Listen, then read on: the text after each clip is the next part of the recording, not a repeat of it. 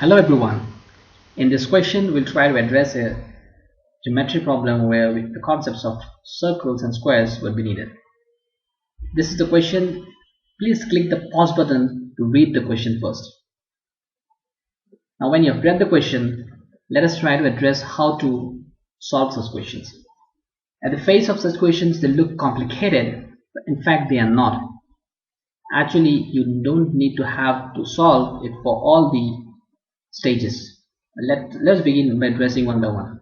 The question is given that this is the inner square which has an edge length of 1 because the area is 1. If you join now, the center of this circle will be the center of the square and will be the center of all the circles also, because the square is a symmetric figure across both the axes. Now if you join the two vertices, we can say that this angle will be 90 degree because this is a square and hence this is a right angle triangle. Now when you know 1 is the hypotenuse, you can find out the value of this length using Pythagoras theorem, which will come out to be 1 upon root 2. Now note this 1 upon root 2 is the length of the radius of this circle.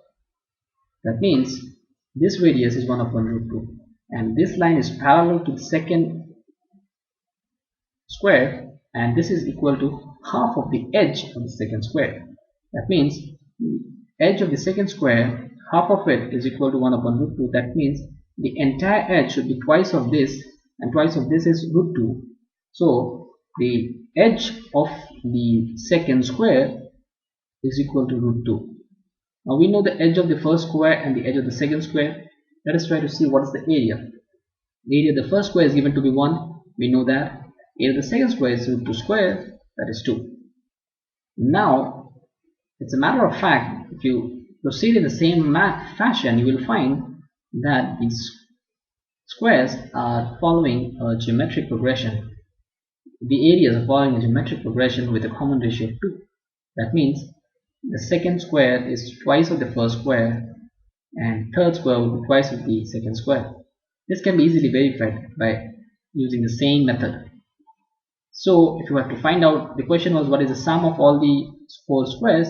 The sum is 1, 2, 4 and 8, that is 15.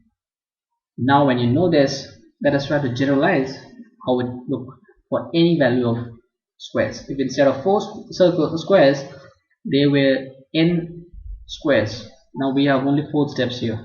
We'll go up to 4 steps of creating the squares. If that is instead of 4 it's n, the sum of all the squares, area of all the squares is 2 to the power n minus 1. This value is coming using this normal formula of finding out the sum of a geometric progression. Where n is 4, you will get 15.